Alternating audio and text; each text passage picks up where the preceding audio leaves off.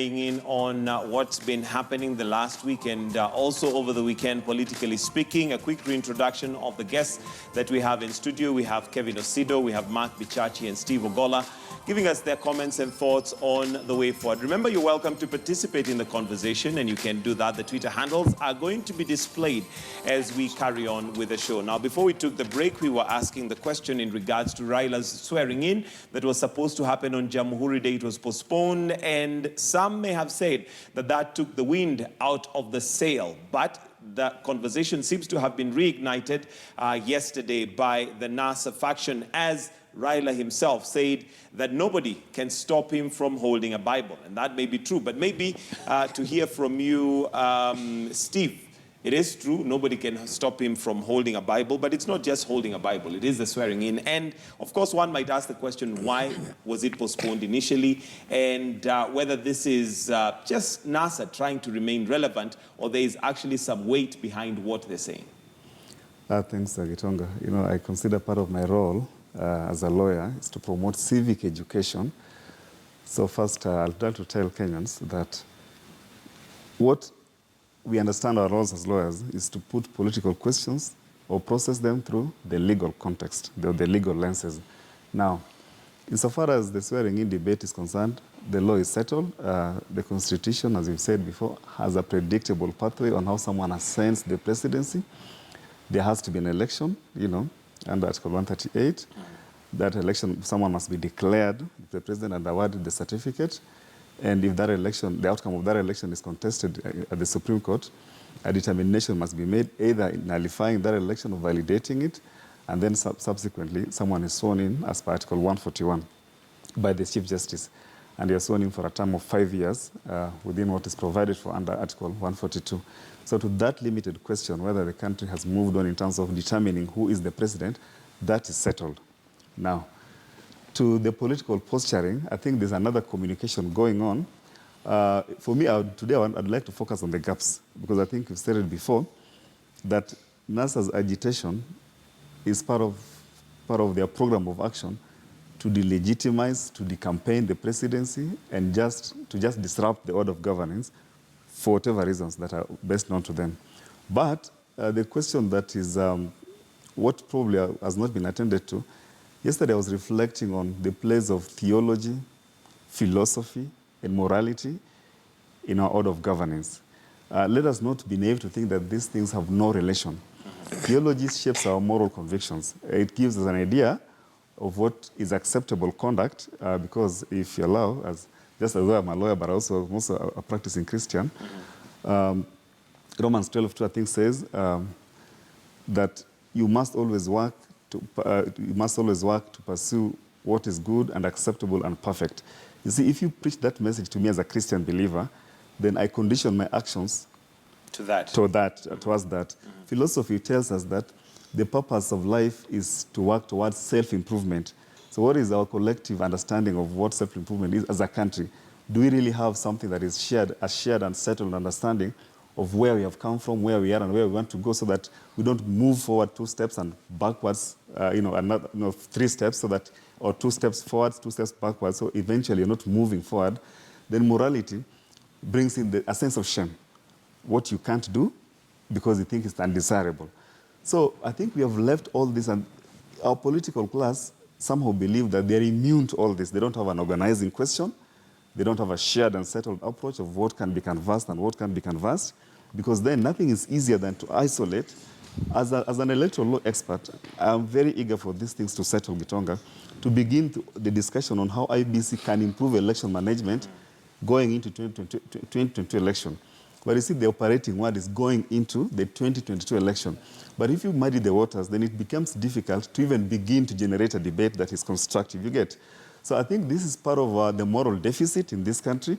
And I plead and pray that even our religious leaders, wherever they are, because now I'm trying to locate the place of theology in governance, let them also see their place as having a critical role. I mean, let us not have lawyers and Jubilee and other believers in governance calling out NASA.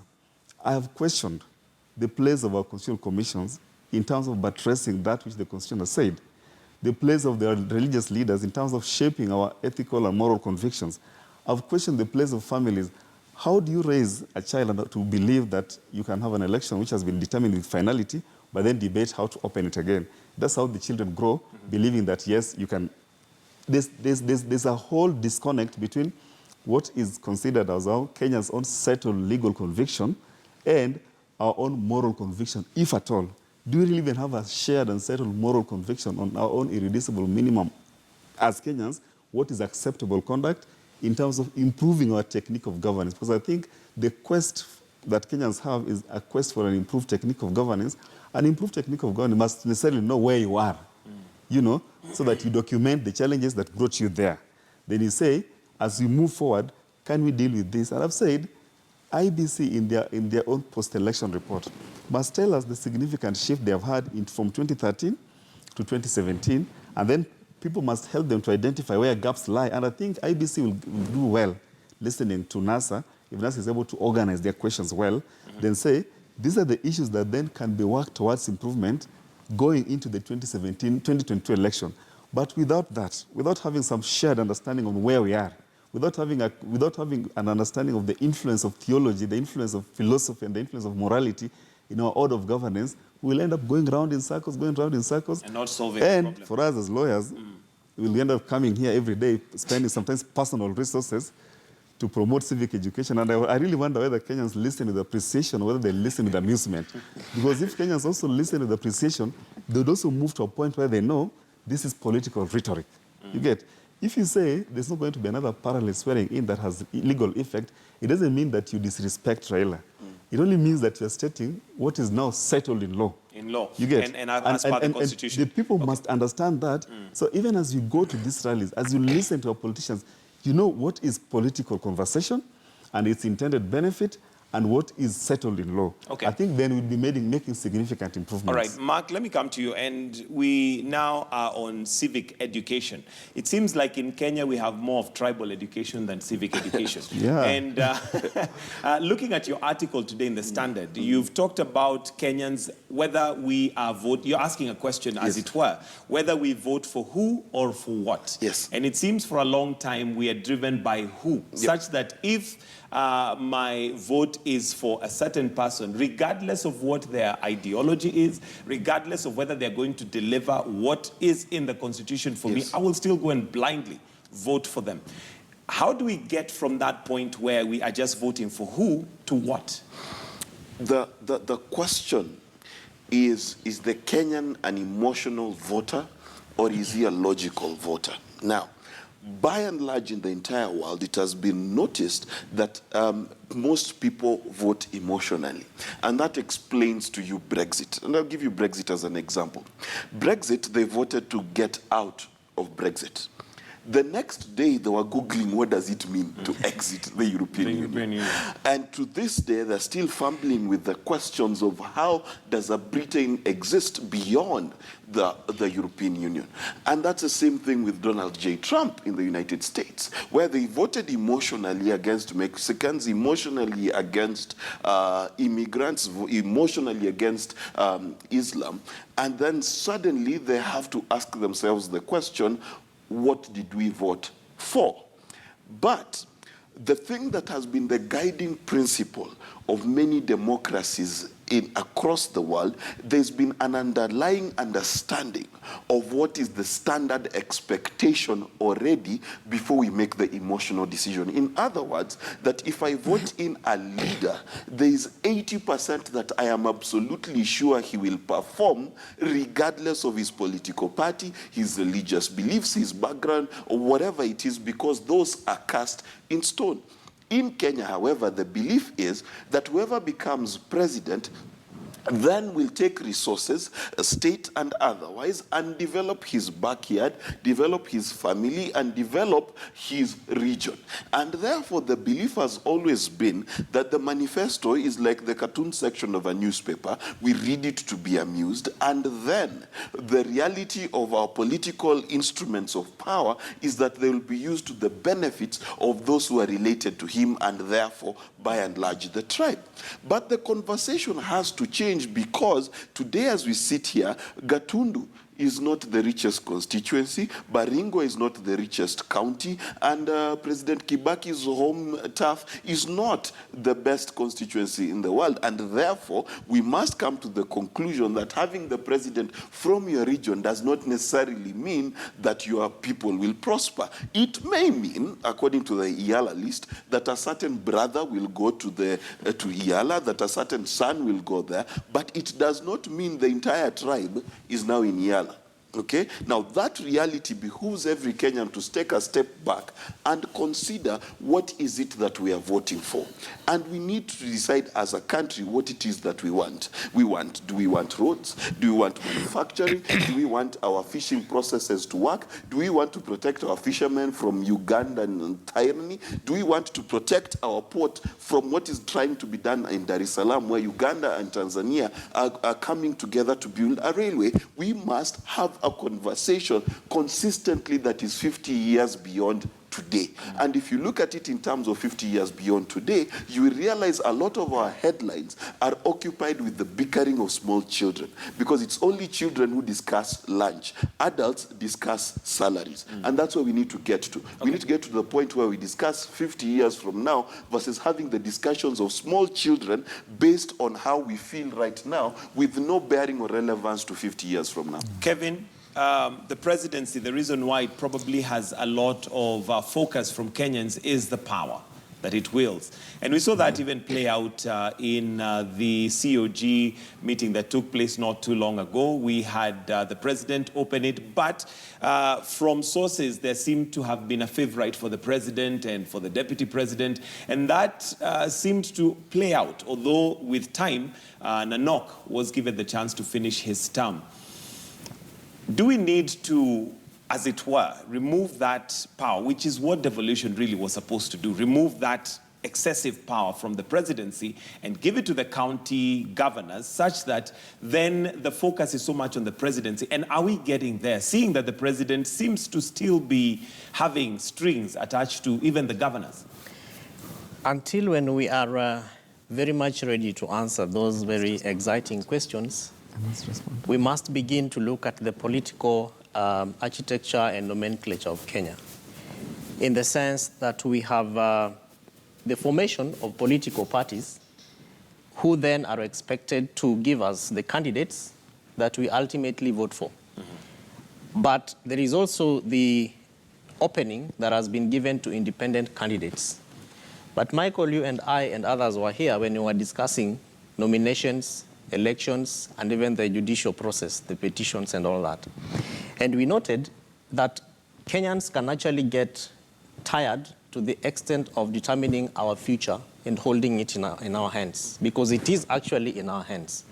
And whether it is a bird that will be asked, is it alive or alive, alive or dead, then we say it is a dead bird, and then we squeeze the bird, is really dependent upon Kenyans. And that is why it will take us some time to be able to respond to those exciting questions, only until we are willing and ready to do away with these two families, the Odinga family and the Kenyatta family. And that time is moving very, very fast. It is coming fast and furious, as you always say.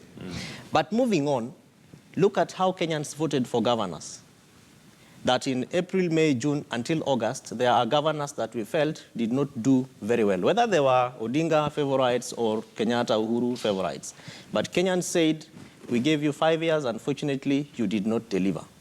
That is the same thing that Kenyans are still doing up to now. The only disadvantage is that the narrative around the presidency at this national level has been coined so that Kenyans believe that it can only be Raila or Uhuru who can be president, and or anyone that he goes and says, I think it is this Tosha. So if you want us to move on, this is Tosha, and we have to go that way. That Kenyatta has to go to some village and say, mimi naoneleani, huyu ndiye ametosha. So until when we are ready and willing to craft alternative narratives around what presidency means to Kenyans and who can be president. Because again, there is a question that we have always asked, who can be an MCA? Who can be a governor? that question must also be asked around who can be a president. And I think that even some of the good examples that Kenyans expected to generate the response to that question of who can be have also let us down. Dr. Waiguru Aukot, someone who, in my view, I had lots of respect for, and ran for president, I thought would really be able to present alternative narratives, things that would then be able to have people sit at the table and say, yes, he said something that Kenyans need to think around. But look at his watermelonic nature and attitude around the kind of Kenya that we are looking for, which in my view, I didn't think was very positive. But then, moving on is a devolution.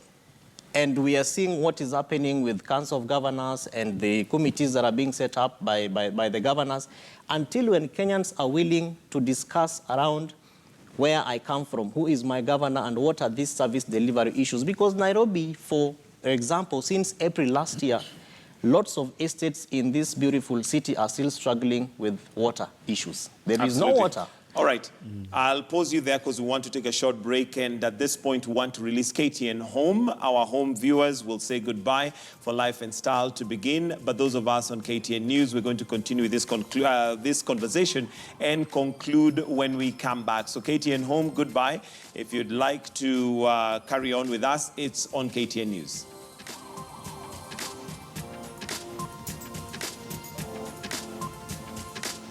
All right, and well, we'll not be taking that break. But let me come to you, Steve. Yes. And in regards to the seat of power, it was the dream of the Constitution that this devolvement of power was going to now also give the presidency not that much power, and people now can literally concentrate on the people near them, that would be governors, to deliver for them. But that seems still not to have quite happened. First of all, let me demystify the presidency post-2010, because the allure and prestige that comes to the presidency has been significantly reduced, and Kenyans need to be aware about that. And has it really been reduced? Yes, or it's on paper that it has been reduced? I'm just going to demonstrate. Okay. Now, first of all, let me give Kenyans a working definition of the Constitution in terms of governance as that law that seeks to define, distribute, and constrain the use of state power. Why? So that power can be applied to the objectives for which it was invented and in the manner in which it was intended. Now, if you look at the reconfiguration of state power post-2010, the presidency's powers, in terms of risk functions and resources, power has been divided, separated, and dispersed, both vertically and horizontally. And this is a fact known in law. Now, vertically, we talk about devolution because power is now being shared between the national government and the county government for a reason, to bring resources down here to improve the people's ability for self-governance at the lower levels. All those resources coming to the counties, why now we have all of a sudden 47 powerful people called governors, all that power was coalesced around the presidency. It has been divided, separated, and dispersed downwards. Horizontally, now we have what is considered an ascendant judiciary, a judiciary that is truly robust, independent, and functional, a judiciary that is not impervious, that is impervious to external manipulation, which means the president can no longer have his way at the courts as it used to be the case pre-2010. Because in pre-2010 dispensation, we had a judiciary that was appointed and served at the pleasure of the president. Right now, these positions are comparatively recruited, and they have security of tenure. Retirement age is set in the Constitution. Once I'm a judge, I will rule independently. You have no say in how I work. You have parliament that is configured to be truly independent. Whether they have been able to achieve that, that is a debate for another day. But why we have a bicameral legislature, the Senate and the National Assembly, is to create a certain level of checks and balances as against itself as an institution, and also effective check as against the executive. Previously, the other parliament, you remember, the presidency considered parliament as a mere extension, of the executive, and it operated within its. In fact, parliament could be dissolved at the will of the president. Right now, we have a parliament that sets its own agenda, sets its own calendar, and the president only plays ceremonial roles like opening because he's the head of state. Now, we also have what may be considered as the fourth arm of government, the independent offices, constitutional commissions, and independent offices that have significant oversight responsibilities in the overall architecture of governance. Besides, we also have Article 10 that talks about a consultative, deliberative, and negotiated approach to governance. It means, unlike the past, you can no longer govern based on passion and discretion. You have to consult a lot. And if you don't consult, people will injunct your decision by going to court. Kenyans must understand the significant shifts in the presidency. Even now, the cabinet that I see now, one of is who yet to name his cabinet. Part of the struggles I'm sure he's reflecting on is how to name a cabinet that meets the minimum constitutional requirement of inclusiveness and gender threshold. These are things that previously the president would just appoint his cronies without reference to anyone and without the need to vet. I would like to tell Kenyans that it's up to you to decide whether you want to understand the new shifts under the Constitution and remove the anxiety, because I know previously we cared excessively for the presidency, and we cared for it in the sense that having your own person there would make it easy for him to influence development to your region.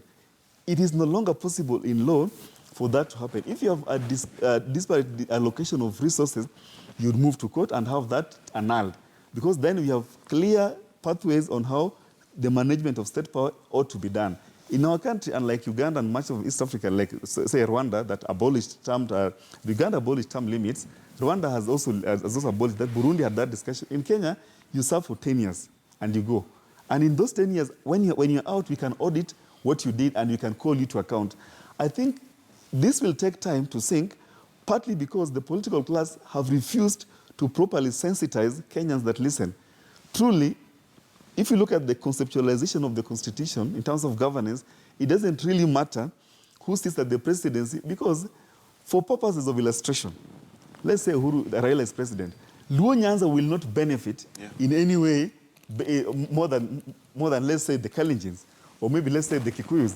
Because if he tried, and I'm telling Uhuru Kenyatta, if he tries to channel resources to central Kenya, because that's his backyard, which anyway, evidence shows that they're also just suffering as other regions. But had he tried to do that, or if he tries to do that, all those decisions made without consultation, without compliance with the Constitution, can easily be challenged and reversed, and he'll be left embarrassed. You get? All right. We need to understand the new shifts, and we need to begin to ask ourselves, how then can we have a more inclusive approach to governance, even at the lower levels, which I think is where devolution intends to serve, but which I think there are lessons to be learned going forward in this second term. Mark, we need to conclude, but as we come to a close, that is a very good submission given by our dear friend here, Steve.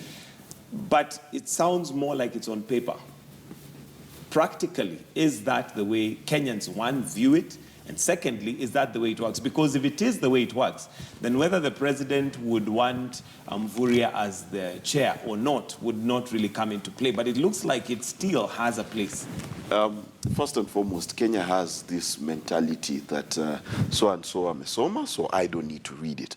And this is the problem, that if you look at a lot of the conversations that we have in this country, they're the conversations that would be called old wives' tales. And this is what I mean. The conversation of whether a president is duly elected or not is a conversation that was had by the Supreme Court and determined by the Supreme Court. There is no possibility of appeal. And those are the kinds of conversations that we as a nation need to understand, that since we voted in a constitution, there are certain things that are real, but because we want to pass through a haunted house, you know how when we were kids, you looked at a house and we chose that it was haunted. And we'd have conversations without end about how haunted that house is. That's where we are as a nation, because we've allowed the politician to determine for us what is a free and fair election, and that's why there are two elections in October 26th. There's the election that was not held according to NASA, and the election that was held according to the law. Not according to Jubilee, according to the law. And I want to differentiate that, because the law does say that an election was held. Now, that is the space we need to move away from. Secondly, Uhuru Kenyatta and Jubilee are at a very interesting time. And I want you to note a difference between their approach to their presidency in 2013 and their approach today.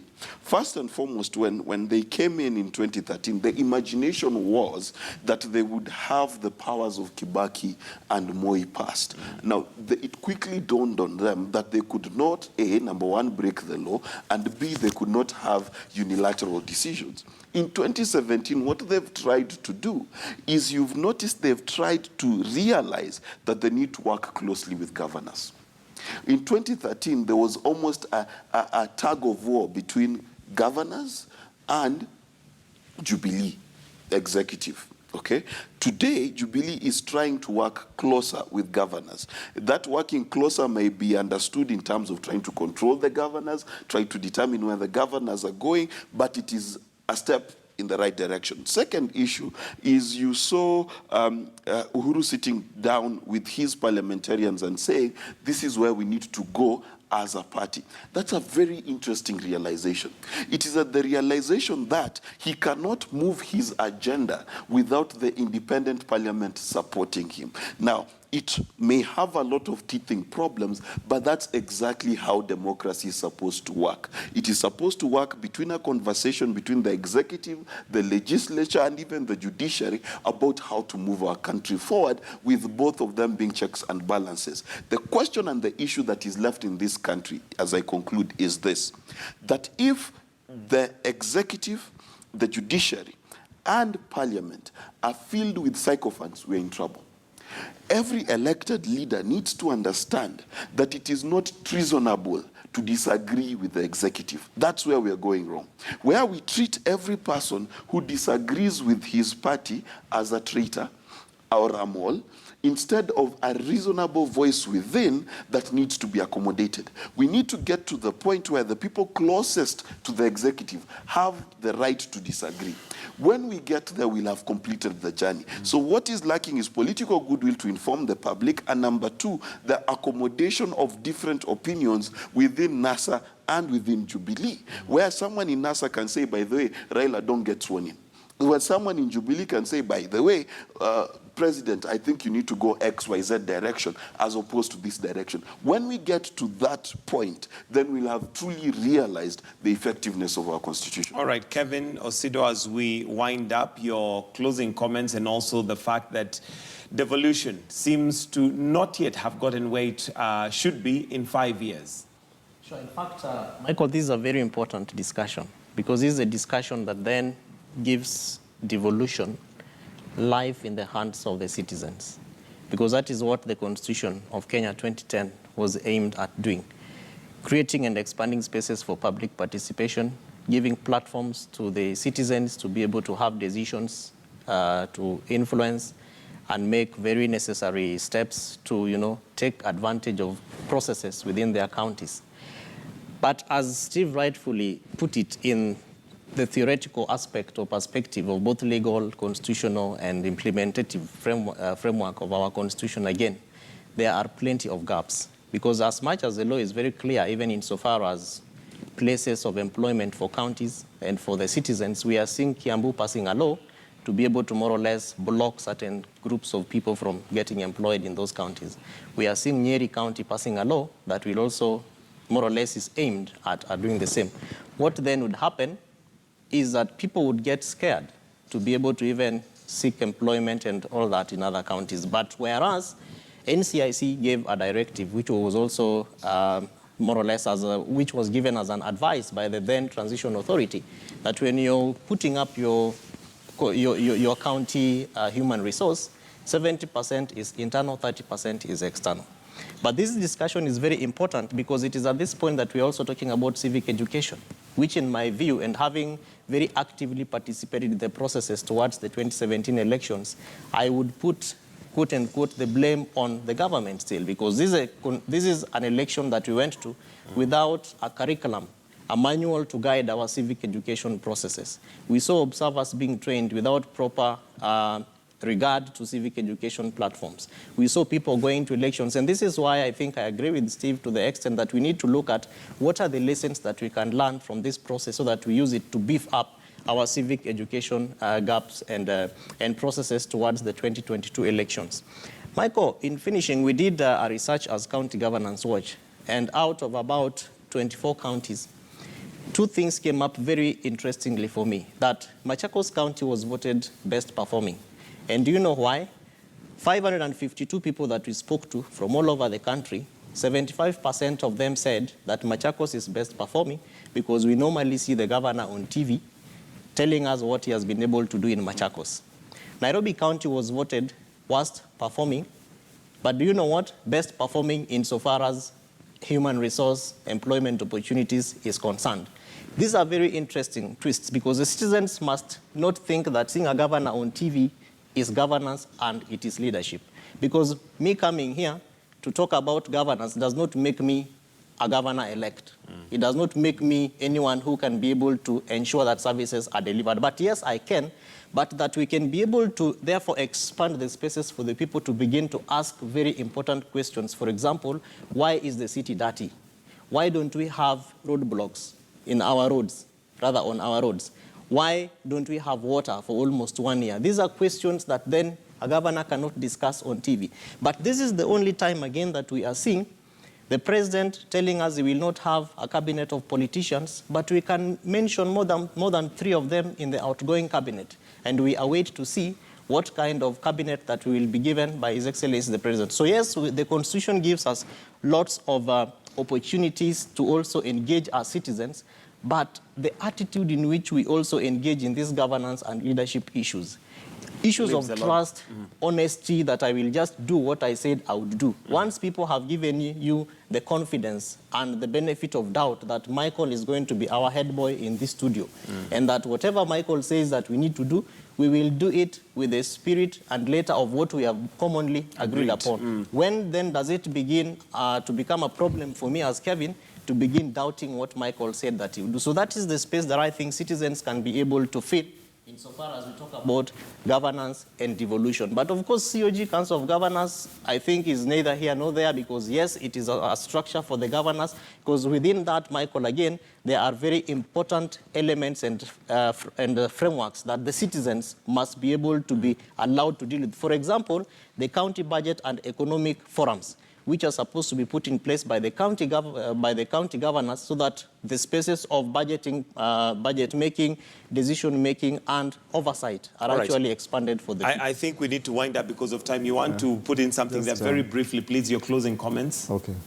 What Kenyans must understand, don't look at the cooperation between national government and county governments as something that is harmful.